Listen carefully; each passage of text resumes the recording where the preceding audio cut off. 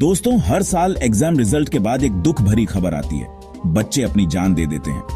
दोस्तों, हर साल exam result के बाद एक दुख भरी खबर आती है। बच्चे अपनी जान दे देते हैं। आज मैं कुछ रियल केसेज के जरिए पेरेंट्स और गार्डियंस को एक मैसेज देना चाहता हूं। आज मैं कुछ रियल केसेज के जरिए पेरेंट्स और गार्डियंस को एक मैसेज देना चाहता हूं। ये बातें सिर्फ आंकड़े नहीं, हर नंबर के पीछे जीवन है। इस वीडियो में मैं कुछ हकीकत बताऊंगा और क्या किया जा सकता है। कृपया ध्यान से सुनिए और अगर आप सहमत हैं तो आगे शेयर कीजिए। चलिए पहले कुछ रियल केसेस देखते हैं। 2011 पटना, क्लास 12 के स्टूडेंट ने एग्जाम फेल होने के बाद सुसाइड की। 2011 पटना, क्लास 12 के स्टूडेंट ने एग्जाम फेल होने के बाद सुसाइड की। जरा सोचिए, एक परिवार की दुनिया कैसे बदल गई होगी। हम नंबर्स के पीछे इंसान को नहीं भूल सकते।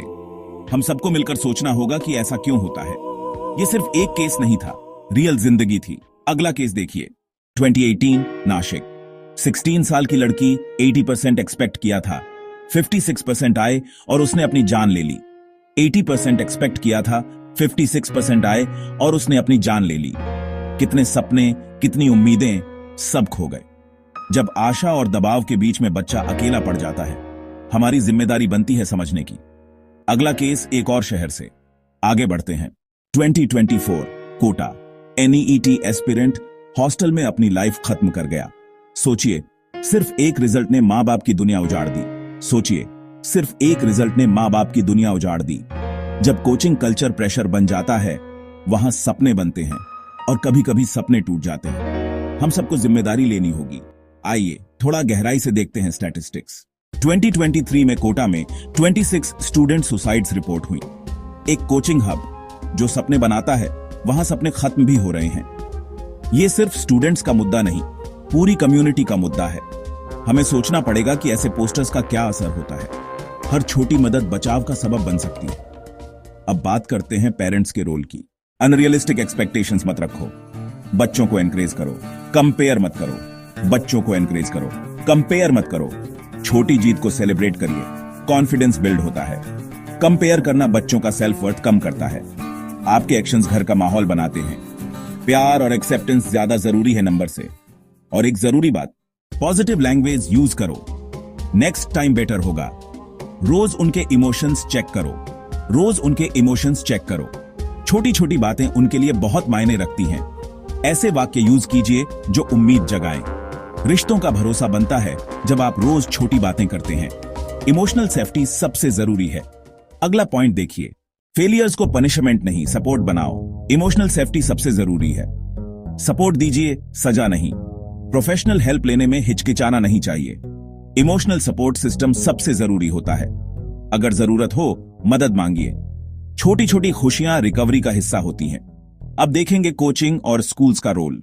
पब्लिक शेमिंग और रैंक पोस्टर्स बंद होने चाहिए। काउंसलिंग कंपलसरी हो।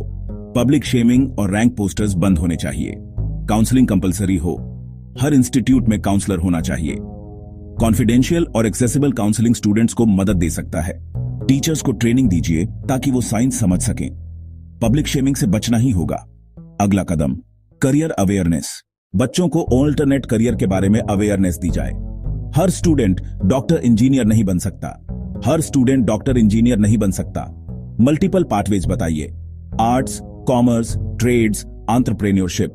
सफलता सिर्फ एक डिफाइंड पार्ट नहीं होती। मेंटरशिप और एक्सपोजर जरूरी है। अल्टरनेट स्किल्स से करियर के दरवाजे खुलते हैं। इससे प्रेशर कम होता है और ऑप्शंस बढ़ते हैं। अब मैं स्टूडेंट से सीधा बात करूंगा। तो दोस्तों, अभी तक बात पेरेंट्स और गार्डियंस के लिए थी। अब मैं सीधा स्टूडेंट्स से बात करूंगा। तुम उस पेपर से ज्यादा हो जो तुमने स्कोर किया। अगर तुम्हारा रिजल्ट एक्सपेक्टेड नहीं आया, यह तुम्हारी किस्मत नहीं डिसाइड करता। तुम्हारी एबिलिटीज अलग अलग जगहों पर चमक सकती है। दोस्तों से बात करो, किसी ट्रस्टेड एडल्ट से बात करो। हेल्प मांगना कमजोरी नहीं, हिम्मत है। कई लोग नए रास्ते चूज करके खुश हैं। अगला हिस्सा फाइनल अपील और कॉल टू एक्शन है।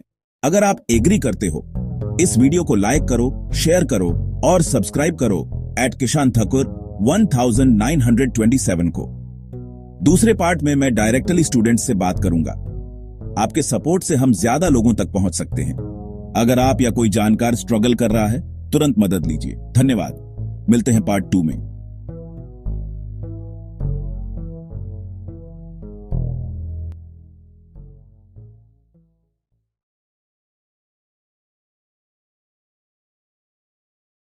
इंट्रो दोस्तों, अभी तक जो कहा वो पेरेंट्स को समझाने के लिए था, पर अब तुम लोग से बात करूंगा अगले पार्ट में एक नई वीडियो में।